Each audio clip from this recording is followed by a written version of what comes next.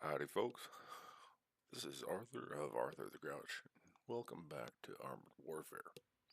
As you've probably already noticed, I've messed with my sound systems a little bit, so, it's not just a video of me mumbling, but I will try to keep the commentary down as much as possible, because the last video was talking overboard. What we have in front of us right now is a Tier 3 tank destroyer, the M113 ACAV. Don't ask me what that stands for. I have no idea what that stands for. If there's somebody in the comments who knows what that stands for, by all means, put it down in the comments. Enlighten myself, enlighten everybody else. But this is a Tier 3 tank destroyer. And as you can see, it's really super boxy. Super boxy. This is not a low profile vehicle at all. And we have a choice of two different armaments. We have 12.7 millimeter armor piercing rounds, 30 millimeters of damage at 100 meters, down to 15 millimeters of penetration at 1,000 meters. And then we have our main armament of 106 mil M344A1 heat high explosive anti-tank, 630 millimeters penetration, average of 485 damage. We also have, right back here, we also have a door to Narnia. Actually, this is a crew compartment door, as this vehicle does come equipped with mechanized infantry, as the game calls it. So, if you play this game, you will see, you will occasionally see little people pop out of the backs of tanks and whatnot. And that is what the game refers to as mechanized infantry. So in this case, I have an AT squad loaded up. And so if I choose to deploy them, they will exit through this door in the vehicle. So what's good about this tank? What's not good about this tank? Well, what's good? One of the really nice things about it is the reload time of this particular gun right here, of the big anti-tank gun. Currently, I have reload down to 5.96 seconds, which raises my damage per minute up to 48.84 per minute.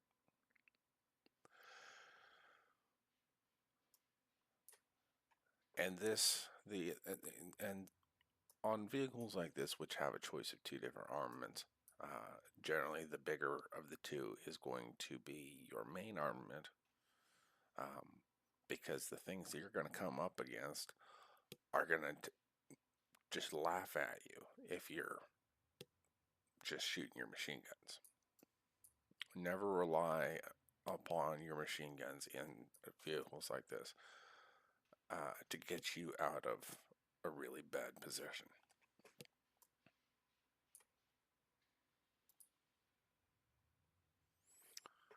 As we can see, this thing has 1,100 hit points at Tier 3.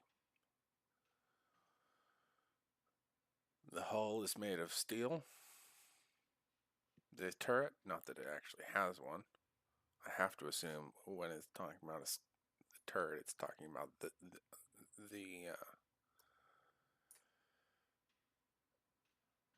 tripods that these things actually sit on, because as you can see, there's no real turret here. I mean, unless they count the commander's cupola as a turret.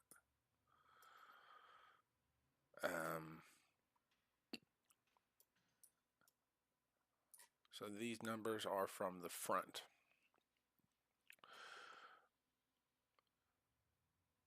And what this means is that, versus AP rounds, versus the same AP rounds as this fires. so 12.7 millimeter armor piercing, which at 100 meters have 30 millimeters penetration. This has 25 millimeters penetrate. This has 25 millimeters of armor, excuse me. And versus heat rounds of similar type, this has 30 millimeters of armor, which means that, if you're feeling kind of down in the dumps, you could always hurt yourself with this. No, please don't do that. That was a bad joke, but, realistically, if you come up against this in a battle, you can pick your poison on using this and have a reasonable expectation to do full damage. The turret, 10 millimeters and 10 millimeters regardless. Again, I'm not sure where the turret is on this. I have to assume it's either that little commander's cupola or it's the swivels for the two guns.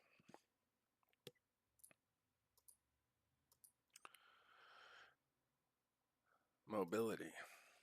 We have a maximum speed of 68 kilometers per hour, which really is not that slow. This thing's got some pep in its step.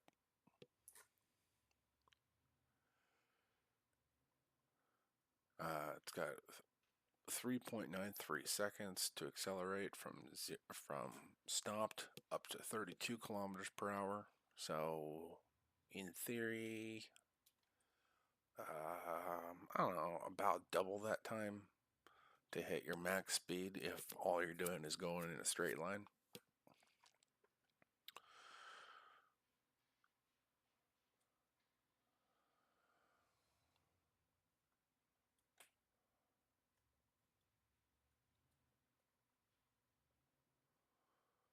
Yeah, 12.338 kilos. And as soon as I figure out a way to get the game to convert it from, kilos to dum-dum units, I'll convert it from kilos to dum-dum units, because while I do know the metric system, I don't know it nearly as well as I should.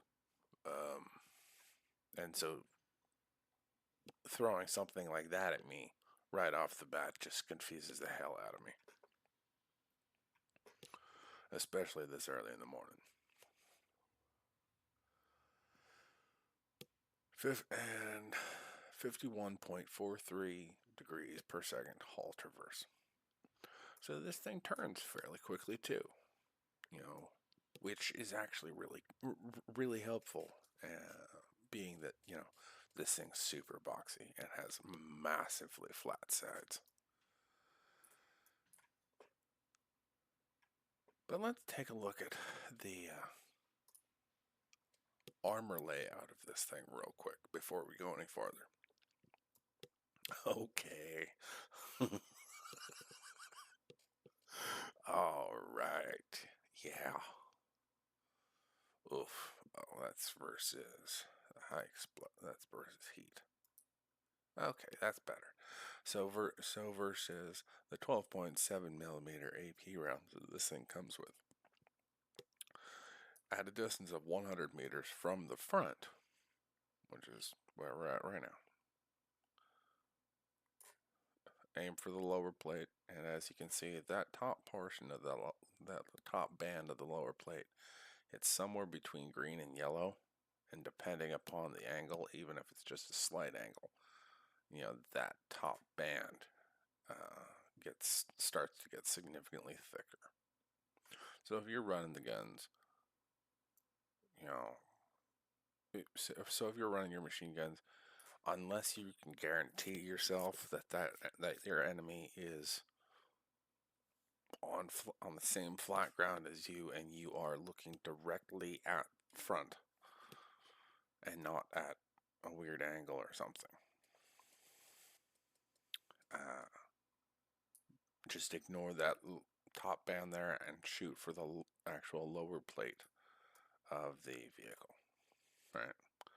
So we're looking 10 millimeters down here in the corners up to about 17 millimeters dead center. And then here we're jumping from 17 all the way up to 29. So, you know, there is a possibility that you can pen, but there's also a greater than 50% chance that, well, it could happen. Pigs could fly. But if you have the opportunity to hit them here, well, I don't think I really need to say anything. Just aim for this, right? When in doubt, aim for that. And if you're running the rockets, well, it really doesn't matter where you aim. Unless you're aiming right there at a really severe angle. Unless you're aiming right there, that's about the only time you're not going to do damage to this thing.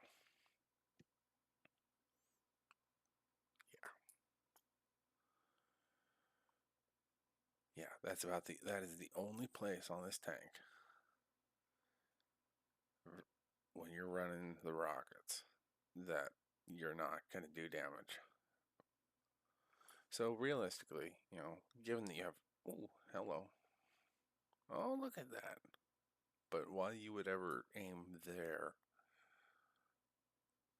when you have all of this juicy side flat target to shoot at is beyond me.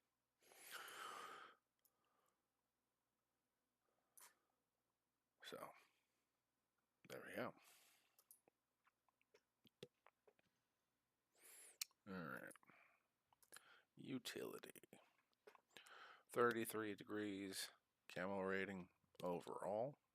And that is whether it is moving or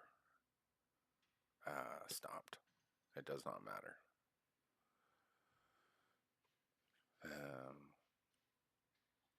Because of a retrofit that I currently have on this thing, I have 38 degrees of camo, a 38% degrees. Good grief, I haven't had enough coffee yet.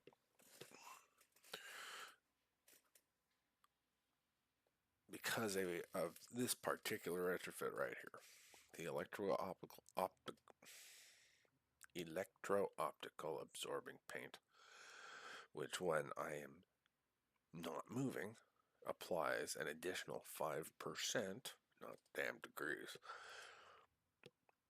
camo rating, which brings me up to 38%. While moving, my vision range is 398.8 meters.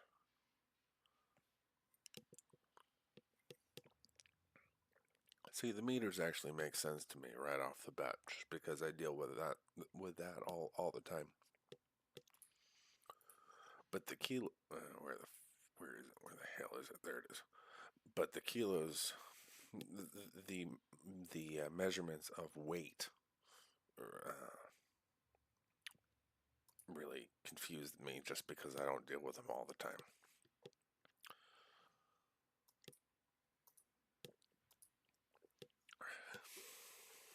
Alright. And finally, targeting. It looks like we have 10 degrees of gun depression all the way up to a mass of 48 degrees of gun elevation, which actually, looking at the side of this tank makes a lot of sense. This thing can't go down because it's going to hit the corner of that, but it can go way the hell up there. 0.054 accuracy, fully aimed. So that is the minimum aiming circle size. So when you do things in this game to increase the accuracy of a vehicle, it's not going to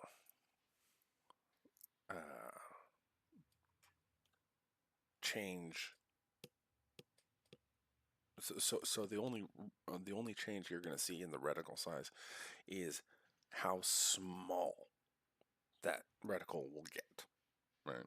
It's not going to do anything to change the amount of bloom that you get when you fire, when you move, or anything else like that. So your bloom's always going to be the same, but your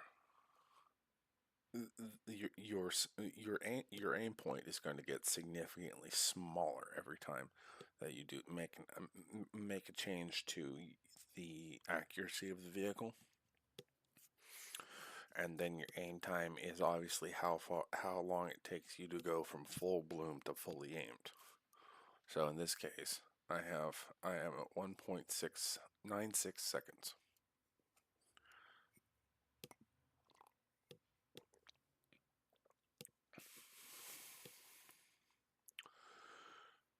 And 67.5 degrees per second turret traverse. So I have to assume, you know what, I'm not even gonna, at this point, that's a dead horse. So, oh, let's jump into a battle and just kind of see what this is all about real quick. I'm not going to do anything crazy with it. I'm going to shut up during the battle and let you guys just see me make a fool of myself. And after the battle, we'll talk about it briefly and kind of move forward.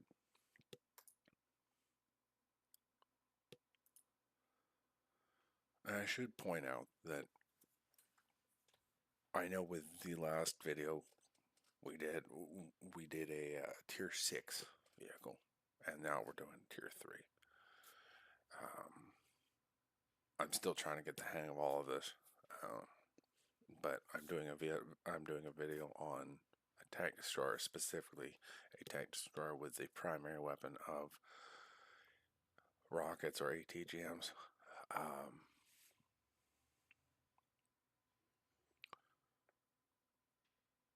Because a friend of mine has been grinding a couple different lines that use ATGMs as their primary armament. Whoa, English is not my strong point this morning.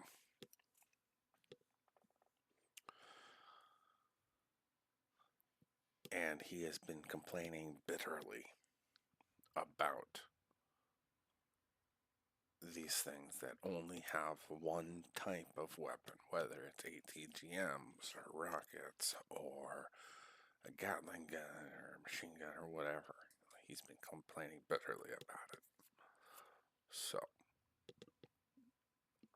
wanted to do at least one video, probably more, because I do like tanks like these, talking about these types of vehicles and what they're good for and what they're really not good for.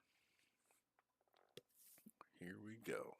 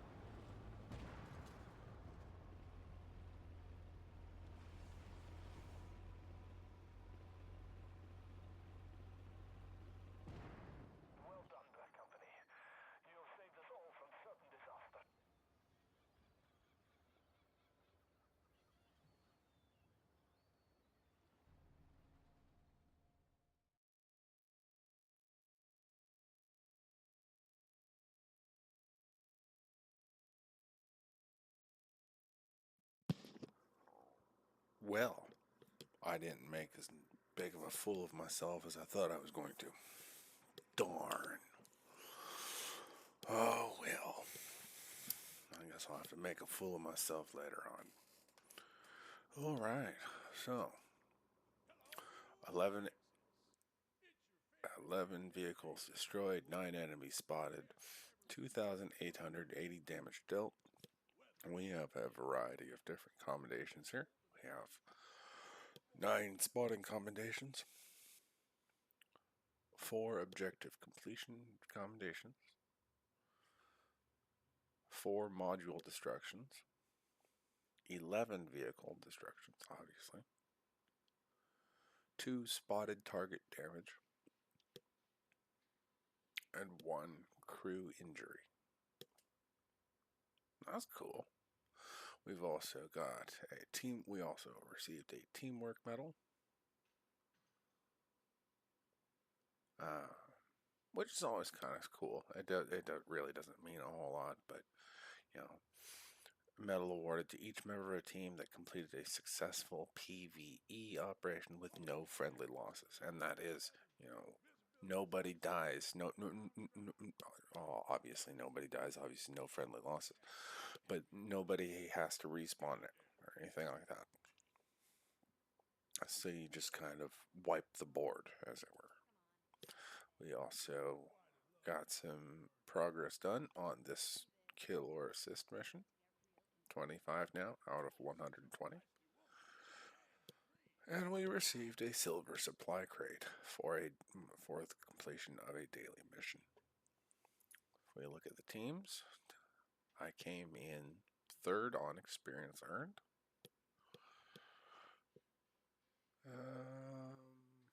Probably 4th on damage. Yeah, 4th on damage. Top on kills. 2nd on vehicles spotted. And 2nd on assisted damage. So when you look at this team screen, whether it's generally in PvE matches, the very first line that you're going to see here after the name, right? The very first line is going to be kills. Second line after that is going to be kill assists. And the way kill assists work is that if you and one other person are shooting at a tank, right? And let's just say, for instance, you're in this thing, and we've already seen what this thing does to lightly armored vehicles.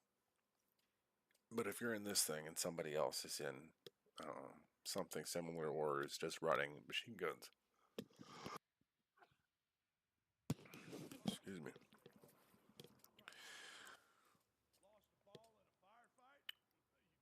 if you do more than 50% of the damage to that tank before that tank dies, you are going to get a kill assist. But you have to do the majority of the damage to that vehicle by yourself. That's the way you go and get your kill assist. This is damage done by you. Number of vehicles spotted, that's should be pretty self-explanatory. Assisted damage. So, just as it says here, sort by damage dealt by your allies to a target spotted, immobilized, or designated by you. Which is really cool because, if you're doing a mission that requires you to get assistance damage or help your team do X amount of damage, right? Easiest way to do that is hang out, at least in my personal experience, is to hang out with the heavies or hang out with players who are either running the Gatling guns and able to put a lot of lead downrange really, really quickly, or hang out with the real heavy hitters and the hitters who can just kind of sit there and trade shots. All right. And what you do is you just focus on the tracks of the enemy vehicle. Just focus on the tracks. If somebody, if there's another light on the team, or like for instance here where we have 2 armored fighting vehicles,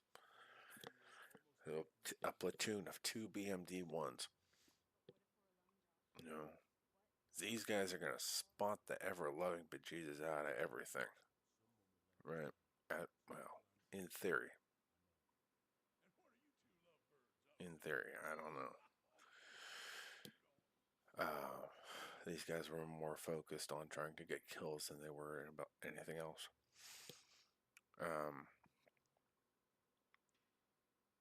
So if something else is physically spotting the target,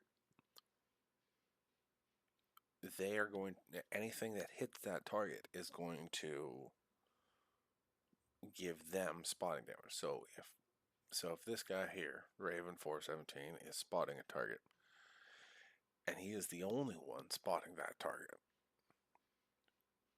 then when I come up and I see that target, because he's already spotting it, it's not going to give me spotting damage, assistance damage, right? It's going to give him that credit. And so, as long as I'm shooting at the belly, as long as I'm shooting at the body of the tank, any damage that I'm doing, while it might be doing damage for myself, it's not going to be doing any assistance damage for me. It's going to be giving all of that to him. So, there's a really sneaky and not very nice way occasionally to change that. If I'm wanting that assistance damage, and I don't want him to have that assistance damage, there's a couple different ways you can go about that. You can either pop smoke in front of where he's at, which effectively blocks his line of fire, and make it so that you can see the target, but he cannot. So you can block his line of fire, or you can leave that line of fire remaining and start shooting the tracks instead. Because shooting the tracks generally isn't going to do anything to the tank other than blow the tracks off. But if you're continually keeping those tracks blown off, anyone that's shooting at that tank is going to be crediting you with assistance damage. Don't ask me why it works. I couldn't tell you why it works, but it works. All right. This right here is epic medals earned in the match.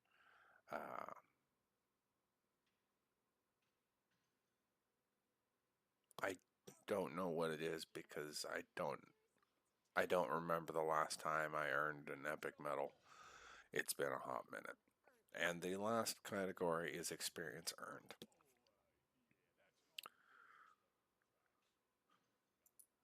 Details. As we saw in the last video, the details here break everything down by distance, by whether you were moving when you took the shot or whatever. So, balance details, efficiency. We have combat efficiency plus 34, damage efficiency plus 139, spotting efficiency 16.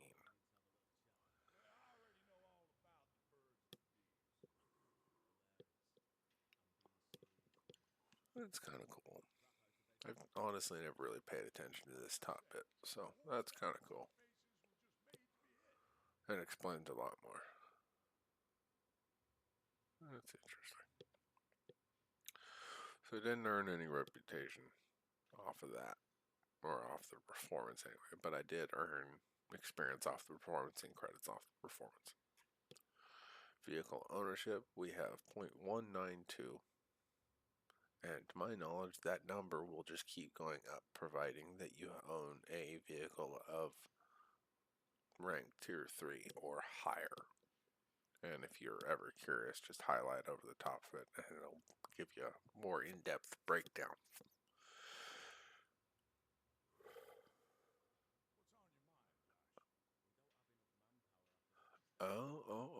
I take that back. I take that right there. After reaching a 20% bonus, all subsequent vehicle ownership bonuses yield 1/4 of their normal reward. Oh, okay. That's cool. I mean, it kind of sucks, but that's cool. Makes me feel make me feel a whole lot better because I'm obviously not at 20%. I'm almost there, but I'm not there yet. Makes me kind of laugh at a friend of mine who also plays, because he's been bragging about how he's pushing 0.3. Now he's pushing 30%. Yeah, well, you know. I think I'm gonna rub it in his face later.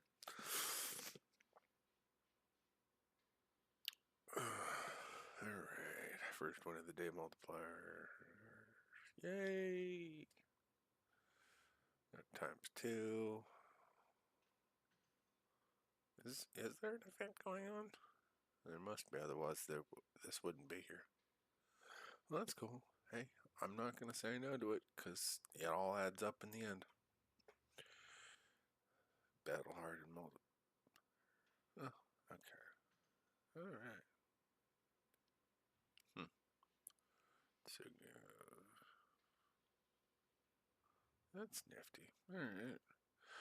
So at the end of this match, we end up with 1,526 reputation earned, 9,057 experience earned with a premium account, or 6,038 experience earned without, which is still respectable regardless of how you look at it. And 166,181 credits earned, or 83,091 credits earned.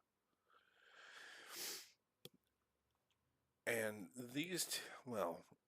these can really change based upon a couple different factors. One being whether you have a premium account or whether you're running a standard account. They can also change based upon insignias, right here, or boosts, right here, or the level of your commander, right here. They change based upon the whether or not you completed your primary and secondary objectives here.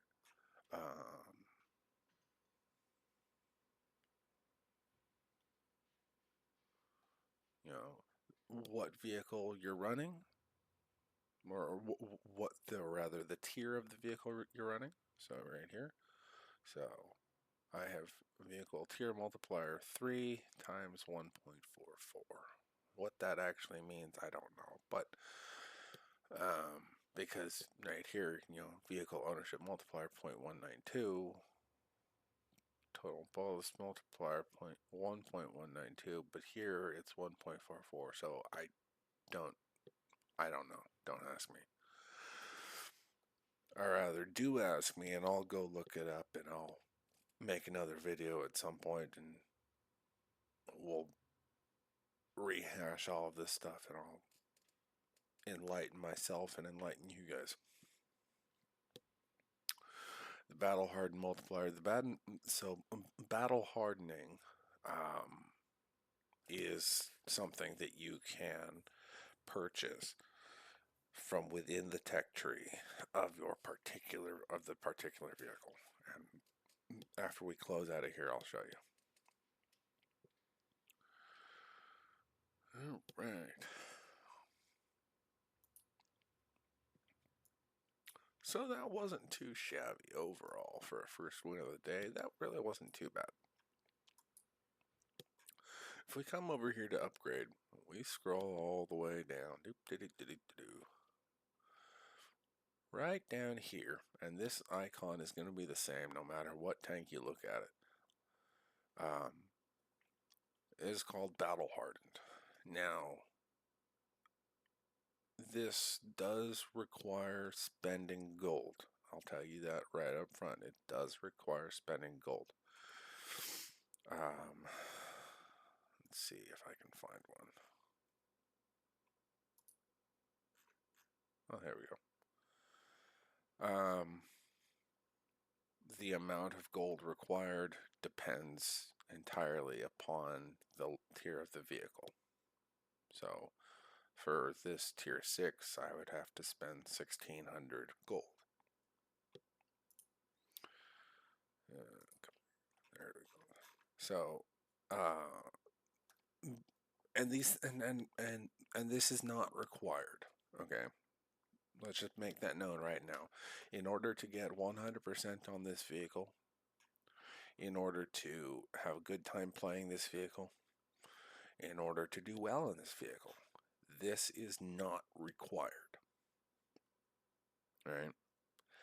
This falls, as you can see, under the other categories. So the player title, these little reputation boosts, the battle hardened, they all fall under the other category. So everything from mobility through protection is the vehicle tech tree for the upgrade tech tree for this vehicle.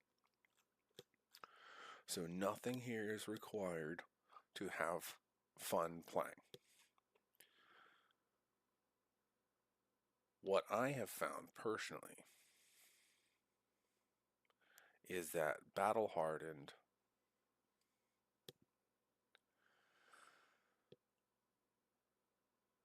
kind of turns your vehicle into a premium vehicle.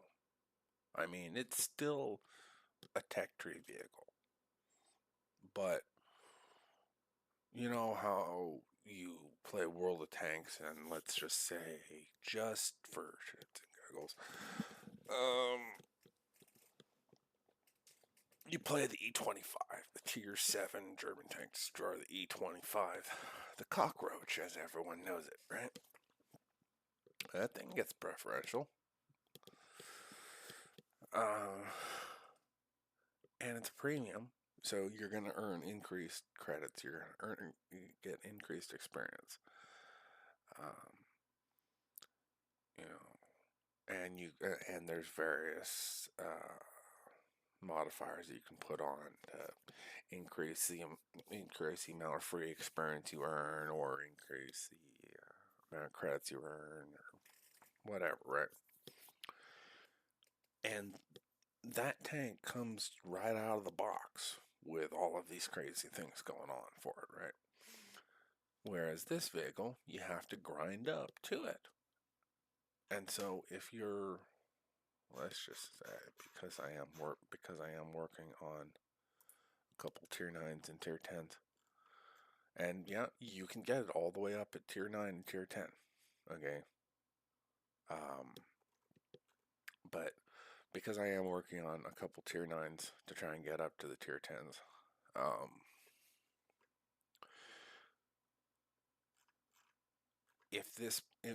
if you're finding yourself having kind of a difficult time with it, or with the grind of the vehicle, whether because the vehicle is just not forgiving at all, or just because you're trying, you're having fun with it, but you feel like you've kind of hit a plateau with it. Oh yeah, see, the Tier 9 BMPT 72 Terminator 2, that would cost me 7,000 gold just to get that. That's kind of crazy.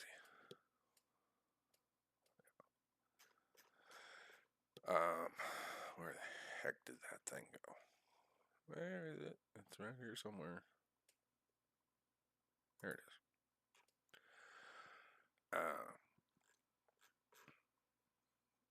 I find this to be worth it if, you know, you are uh, kind of in the end game progression of the vehicle. So if you've gotten everything upgraded here, right, and if you go and upgrade everything on the tank without playing any battles in it, all of these upgrades here will take you to 50%. They're going to go, zoop, take you right up here to 50%, or in this ballpark, right? At that point, it kind of gives you a head start because now all you have to do is grind out 50%.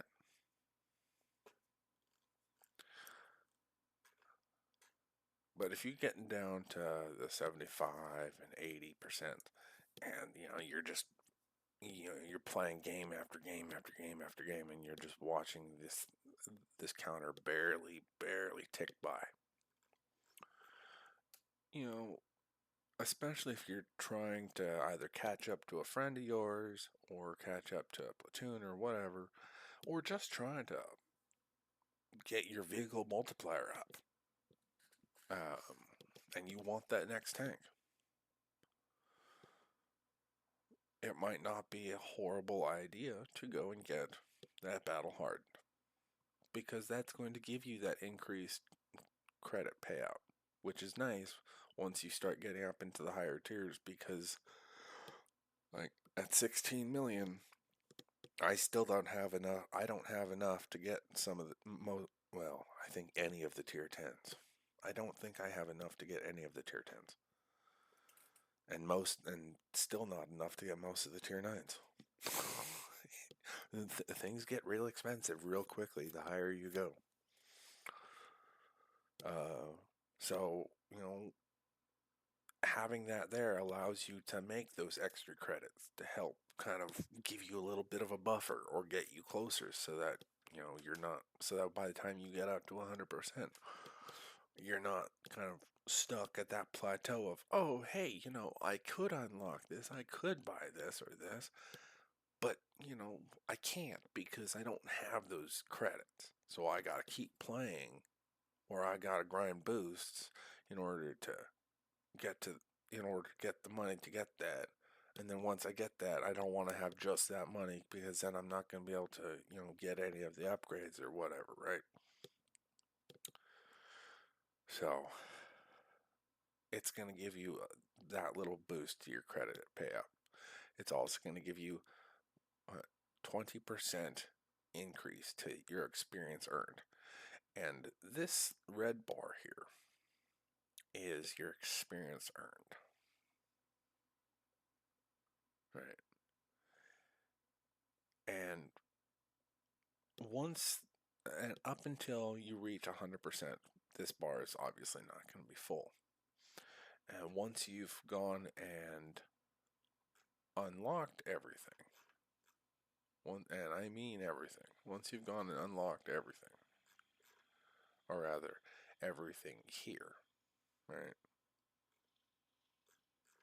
Because you can go and get everything unlocked and just skip this and go on. But once you've gone and gotten everything unlocked,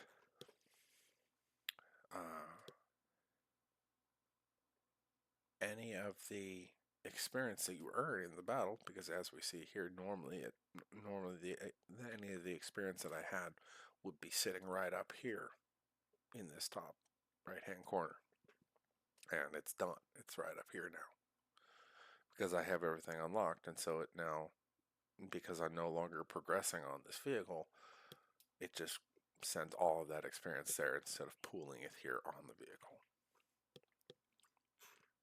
So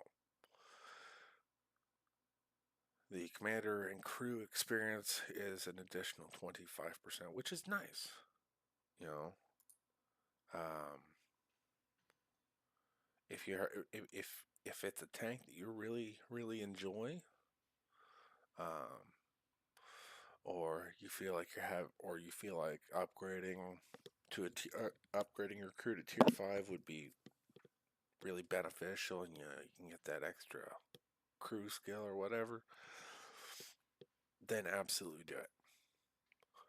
The commander is never... Oh, okay. What the hell?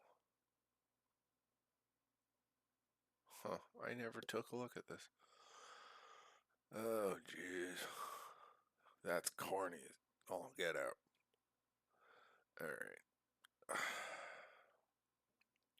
This particular commander is a premium commander, and truth be told, I don't remember where she came from.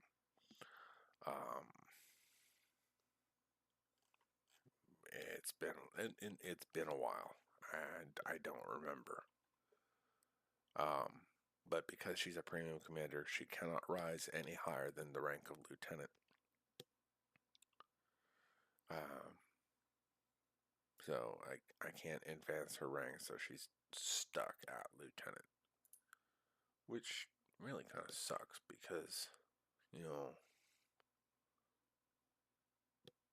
all the rest of the commanders can, all of the commanders that you earn can go higher than lieutenant, but all the premiums go up, are stuck at lieutenant. So it's kind of unfortunate. Oh well. But, you know, she can't learn any new skills, and I never took a look at her skill tree. That's kind of ridiculous. The devs made her skill tree a smiley face. All right, whatever. All right.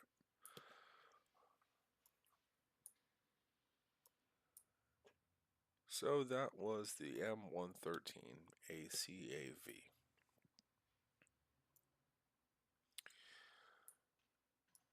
As we've seen in a battle, it's pretty mobile. The reload's pretty quick. It really doesn't have a whole lot for armor. Never rely upon armor with this thing. You know, because of the fast reload, and these rockets are unguided.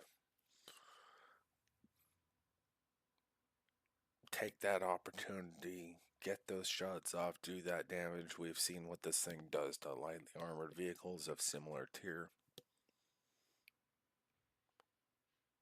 And get the heck out of Dodge. Do not try and trade shots with a main battle tank or another armored fighting vehicle or anything else. Do not try to trade shots with this thing.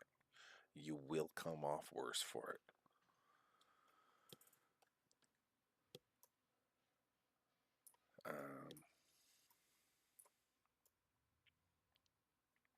I will see about getting another vehicle up here this weekend.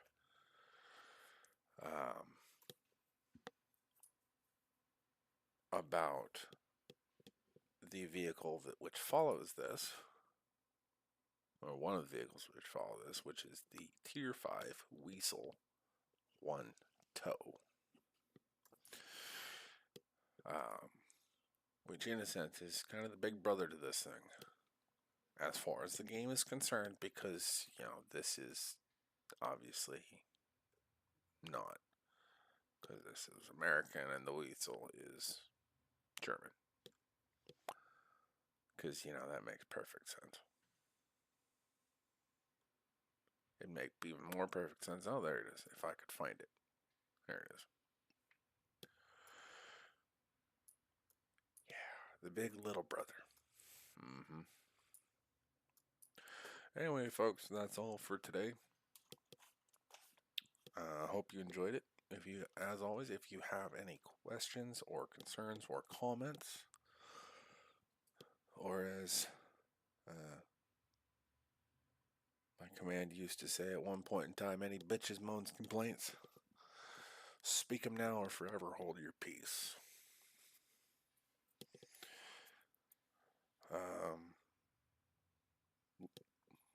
Let me know down in the comments what you liked, what you didn't like, what you think I could do better, what you think I did well on. If you're familiar with the game, or you're not familiar and you would like to find out about something, let me know down in the comments as well. I do check the comments on a fairly regular basis, and I will do my best to answer your questions as I'm able. Obviously, I am learning this game all over again, so there are some things that I'm not going to know right off the bat, but if I can find it out for you, I will. With that, you guys have a great rest of your day, and have a great week.